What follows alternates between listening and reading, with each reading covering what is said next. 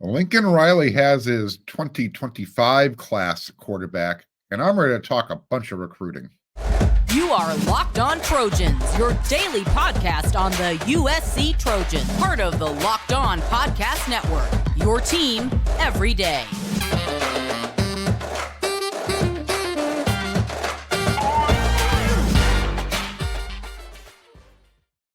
Hey, fight on, everyone. I'm your host, Mark Holton, and thank you for making Locked On USC your first listen every day.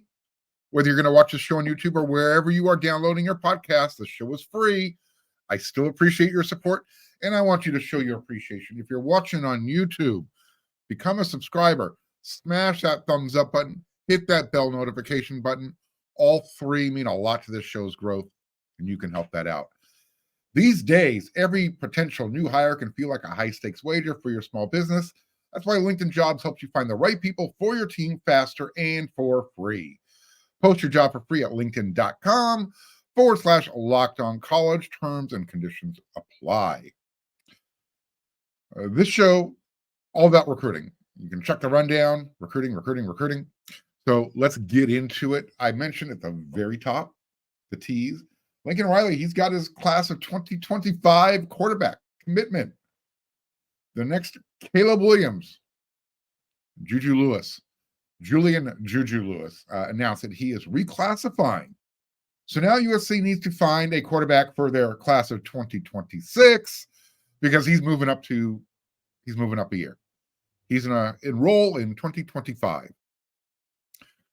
And ever since Juju committed to USC back in August 2023, he's been rumored to be making this move about reclassifying. You know, I've mentioned this multiple times on Locked On USC, part of the Locked On Network. My everyday viewers, they've heard me talk about this before. So now Riley, he needs to hold on to him, at least until the first signing period arrives in December of this year, as opposed to December of 2025, when he would have been a member of the 2026 class. So, Juju was the number one player in quarterback in his original class, but now that he's moved up, the competition is stepping up as well. He's going to be playing with guys older than him, so to speak. So earlier this month, 5-star plus quarterback Bryce Underwood, who is the nation's number one quarterback prospect in the class of 2025. He already picked LSU. He picked them over Michigan, Alabama, as well as others. So we'll see where Juju reclassifies into the 2025 ranking. Doesn't matter if he's number one or not. I'll start getting more familiar with the 2025 class in general soon. But, right now, I mean, Lincoln Riley and his staff, they're still trying to button up their 2024 class. So my fans, let's slow down. Let's kind of smell the roses along the journey here. We'll get to 2025. We've got a long off season. We'll get there, I promise. But right now, I want to focus on Juju for this segment. As I mentioned, he was the 2026 number one player. He's going to get reshuffled into the 2025 rankings. But let's also keep in mind, remember, whatever you're ranked today doesn't mean it's going to be the same 3 months from now, 6 months from now. These things change multiple times between now and signing day. So this past season, he finished with 3,094 passing yards, 48 touchdowns, and he only threw 2 interceptions. He did that in 13 games. His Carrollton High School offense, they averaged 39 points per game. They had a pretty good year. So when he arrives at USC, Miller Moss could potentially still be there, Jake Jensen, and Jayden Maiava. So they're going to have a say in what happens with Juju's playing time. And he's coming to USC to play quarterback. And he's coming, like every elite quarterback should, he's choosing to come play for Lincoln Riley at USC. And this is what he said. This is what Juju said when he picked USC back in August. At the end of the day, it's all about what Coach Riley does with quarterbacks. Coach Riley develops quarterbacks. He really knows how to manage the room, and he knows how to feature guys at that position. The track record he has with quarterbacks really made a big difference in my recruitment, end quote. I said a minute ago that all Riley has to do is hold on to him for less than a year, rather than 2 years. And I said, anyone in my everydayers are going to remember that when Juju committed, I said that there's going to be a good chance that he reclassifies. Well, he's done that. Now we're going to see if he makes that move out west, because it's the other thing I said he would do. Eventually, he would probably end up at one of the local powerhouse schools on the West Coast, whether that be Mater Dei, Bosco, Centennial, wherever. I think, according to my sources, Mater Dei is still the place where he's probably going to end up playing his final season of high school ball this season. I bring that up because the closer he is to Riley and USC, the easier it is to keep tabs on him, as well as, his development. But, and this is a big but, the further away he is from Kirby Smart's recruiting machine, this is a big but. And that recruiting machine now includes Dante Williams. They got another guy over there. You don't know his name very well, but you should. His name's David Hill. He's very much responsible for Michael Jackson III jumping into the transfer portal, ending up at Georgia. He was his former high school coach in Las Vegas. And as well, you want to keep Georgia's quarterback guru, Matt Bobo, away from Juju. So the further he is away from those guys, the better. And let's not forget, I'm sure Kirby Smart, he's probably still a little bit salty about the whole flip-flop game that Jayden Maiava played with him. So if I'm Kirby Smart, though, I'd probably be more upset with the game more than the player who was, in my opinion, caught in the middle of everything. Again, another story for another day.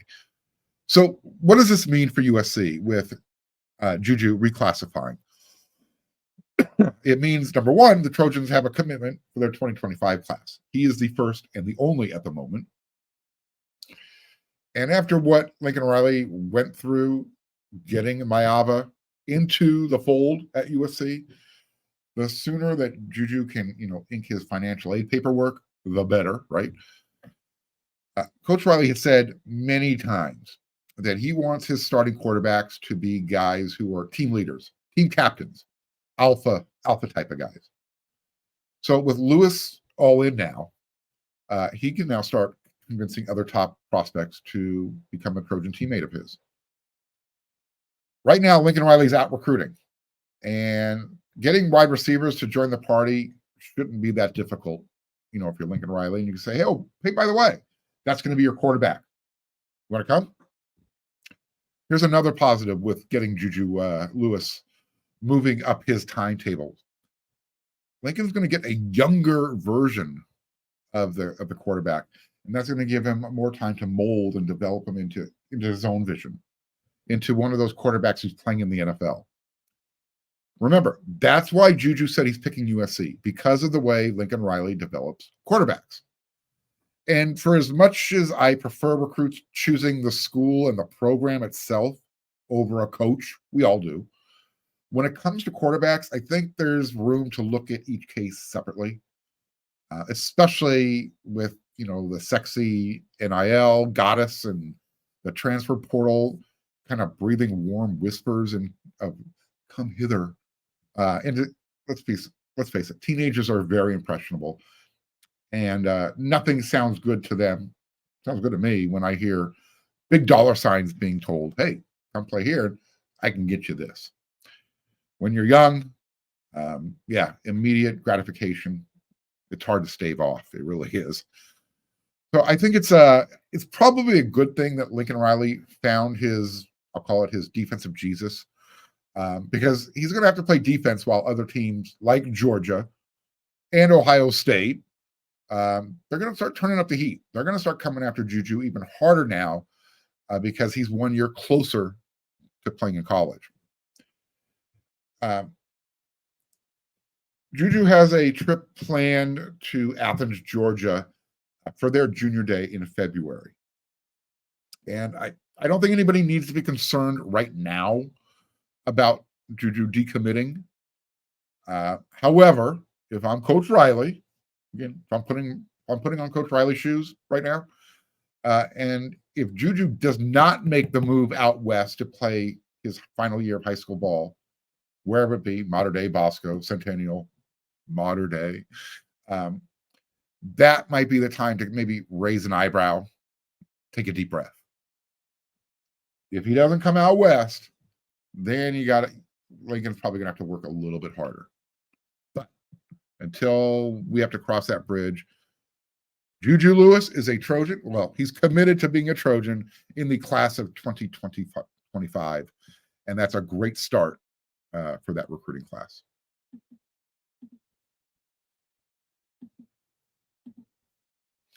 When you're hiring for your small business, you want to have as many top-tier candidates as possible to interview.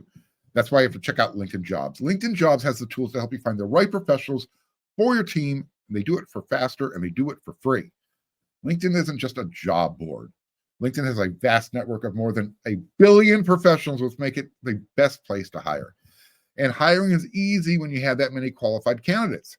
So easy, in fact, that 86% of small businesses get a qualified candidate within 24 hours.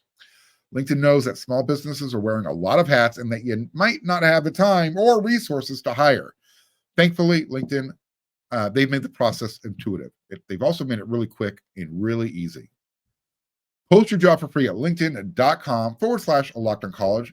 That's linkedin.com/LockedOnCollege. Post your job for free. Terms and conditions apply.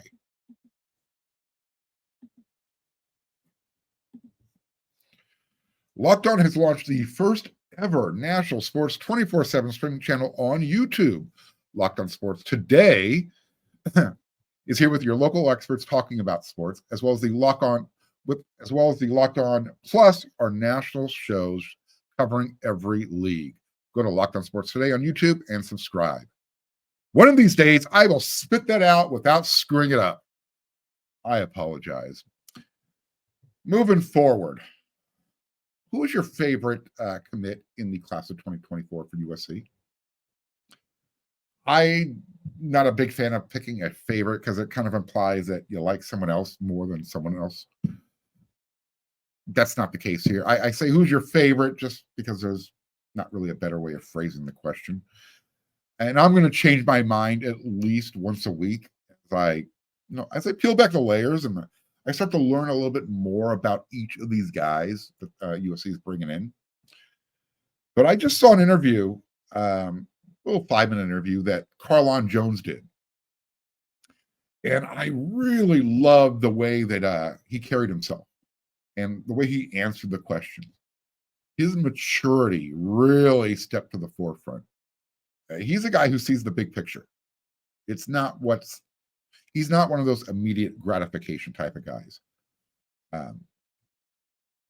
This dude is going to be an impact player at USC, and not just on the field. Talking about it in the locker room. Again, his maturity, seeing the big picture at 17 years old, that caught my attention right off the bat. He was talking about his high school, and it's not how it's not, one of the bigger programs compared to, the high school down the street. His school essentially has a smaller pool of talent that makes it to the Division I level. But he's one of the guys, Carlon Jones. He believes in the process. He's not looking for the quick fix. He said he could transfer and go to where the cameras are. He can transfer up the street to, he plays at Bay City. He said he can go to Northview where, they've got 10, 12 guys playing D1 ball every year. But he and his mom, kind of said, hey, Dad, really tight family. He said, you know what? Let's make the cameras come to us. So what he did is he got out and he sold himself. He didn't just stay in the state of Texas. He knows that recruits get noticed. And that noticing, the selling, promoting of yourself, that process starts during the off season, going to camps, 7-on-7 type of events, big man on big man camps. He mentioned, he said, look, I even went out of state. I went to Louisiana. I saw the world. He didn't mention other states, but he mentioned Louisiana specifically. And so he said, even though college coaches aren't allowed at these events, the cameras are. And this is how you start promoting your abilities. Coaches will start following you on social media. Trust me. The best recruiting staffs in the country, they have people on their support staff who spend their day. That's what they do all day long. They're on social media, and they're looking for players to contact. Carlon's message was very simple, and it's the type of answer that I mentioned. It's going to build the culture inside of a locker room. The message was from Carlon, don't get discouraged when things aren't perfect. Just keep working. Have faith. Excuse me. He knows that school and keeping your grades straight are really important to getting an offer. And he also learned that, you have to be honest about who you are. If you put on social media that you're 6'6", 320 pounds, if you get asked to take an unofficial visit, you better be 6'6", 300 pounds when you show up, because the coaches are looking to see if you pass the eyeball test. In other words, 6'2", 260, that doesn't look like 6'6", 300 pounds. Never does. By the way, Carlon Jones is honest. He's 6'3", 270 pounds. I wasn't using him as the bad apple example. He was the one who pointed it out. He's learned how the game is played, and he just, look, like I said, this is the process. Trust the process and be who you are. Stay true to yourself. That was his message. And he also he explained how he ended up picking USC over Ohio State in this interview. He mentioned he took his visit to Columbus, Ohio first. And he was all ready to pick the Buckeyes because, they get guys to the league. And they do. I mean, let's just be honest about it. Ohio State's been really good at putting guys in the league who play defensive line. But look, there's a reason why moms play such a big role in a young man's life growing up. Mama bears, they want what's best for their cub, for their young man's future. Dads do too, but look, moms protect their kids. That's just, it's innate. It's part of who they are, what they do. Dads tend to be like, hey, go be who you are. Go become a man. For Carlon and for Carlon and his mom, it came down to academics as well. And that's where USC wins that game with Ohio State 9 times out of 10, every time. Carlon said he wants to be a business major and he wants to emphasize in real estate. USC is really well known for her network and real estate developers. That's, guys like Rick Caruso, who also, by the way, is helping to get USC's NIL program funded more quickly. So Jones said he wants to start his own clothing brand while he's in college. USC can help check off the boxes for all of those things. So a lot of the credit is going to go to Mama Jones and to Papa Jones. That's it was a big picture thing at USC that won him over. And he said he also, he fell in love with the chilled, laid back, atmosphere that Southern California provides, because that's kind of who he is. He's a chill, laid back type of guy. He said, he likes the SoCal lifestyle and being able to fall asleep on the beach. Now, I'm not sure if he was told when he took his visit to USC that Eric Henderson was going to be USC's next defensive line coach. I do know that one of USC's other defensive line commits knew ahead of time. Nevertheless, I do look forward to the chance to talk with Carlon Jones when he gets to USC. And I'll see if I can arrange to talk to the young man to come on this show before USC puts the clamps on him and shuts it down. Yeah, USC has a rule that once you're on campus and you've signed off and they're in control of you, you don't get to talk to the media until they release you. So I'll see if I can make that happen. So I got to ask you guys, who is your favorite commit in the class of 2024? Again, I'm going to change my mind 100 times. Well, at least 25 times because I'm going to go over each player at least once a week. That's going to keep us occupied, getting us through, up until spring camp at least. So hit me up in the comments section and we're going to talk about it. Tell me, who is your favorite commit in the class of 2024? First off the bat for me, Carlon Jones, really mature young man. And when you hear the way he talks and what he's looking for, you have no doubt that he's going to take those physical abilities. He's going to apply it on the field. He's going to apply his intellect in the classroom. This dude's going to be a leader at USC. And that's why he is my favorite for this week in the class of 2024.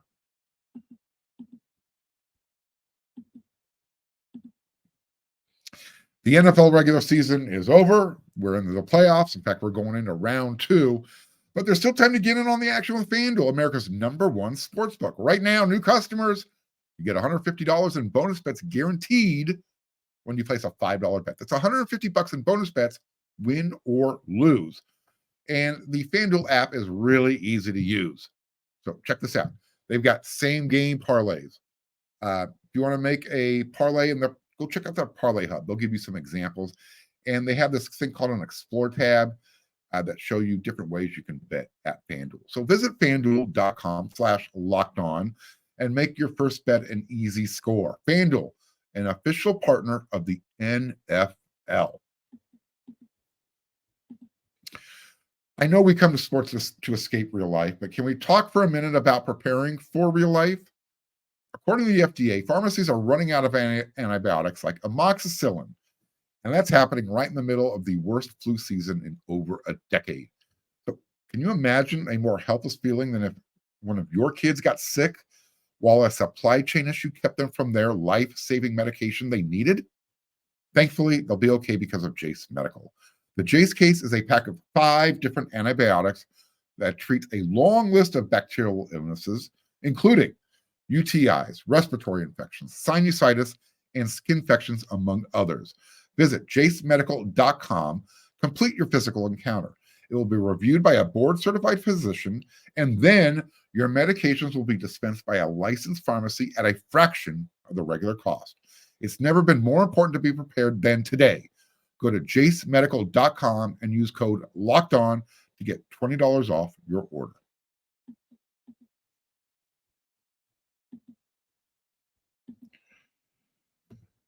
All right. Mea culpa. I got to be honest. I did not watch because I'm not a fan of either Tampa Bay or Philadelphia. I'm not a huge NFL fan. However, I did see that Lincoln Riley was on the sideline for their playoff game. Philadelphia, Tampa Bay. Tampa Bay beat Philadelphia rather handily, too, by looking at the score. However, I did notice that Lincoln Riley was on their sideline for that playoff game. And he was on the sideline because both of their respective teams' starting quarterbacks, they were tutored, they were mentored, they were taught by Lincoln Riley. Yeah. So Baker Mayfield, Tampa Bay, Jalen Hurts, Philadelphia Eagles. A couple of big-time quarterbacks. One won the Heisman, one was the runner-up. I'm not sure which one of them invited Lincoln Riley. And like I said, I didn't watch the game, so maybe they talked about it.